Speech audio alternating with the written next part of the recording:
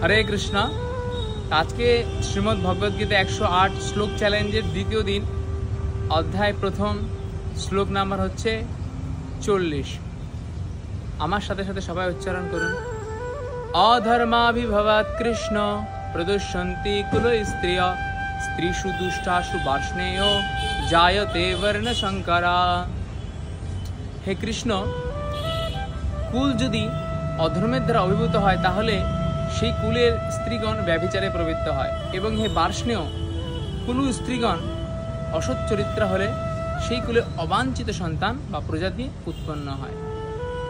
তো শ্লোকটা বোঝা গেল। প্রভুপাদ এই শ্লোকে তাৎপর্যে বলছেন দুটো বিষয় বলতে চাইছেন প্রভুপাদ। এক হচ্ছে যে সমাজে আমরা যদি সৎ নাগরিক চাই তাহলে সে সমাজের স্ত্রীদের সৎ এবং সত্যনিষ্ঠ হতে হবে, মানে সৎ চরিত্র হতে হবে।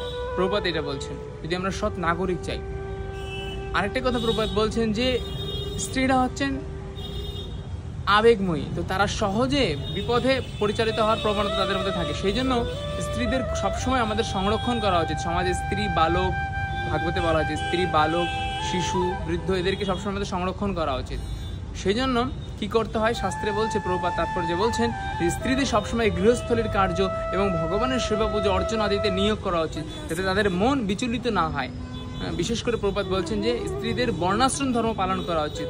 যদি তারা তা না করে, এই নিয়ম আদি না পালন করে, তাহলে কি হবে, সমাজে যে স্ত্রীরা আছে তারা অসৎ চরিত্র হবে। তার ফলে কি হবে, সমাজে অবাঞ্ছিত সন্তান অসৎ নাগরিকে ভরে যাবে। তো আজকে শ্লোকের দ্বিতীয় দিন, আবার পরবর্তী আমরা কালকে পাবো শ্লোক। হরে কৃষ্ণ।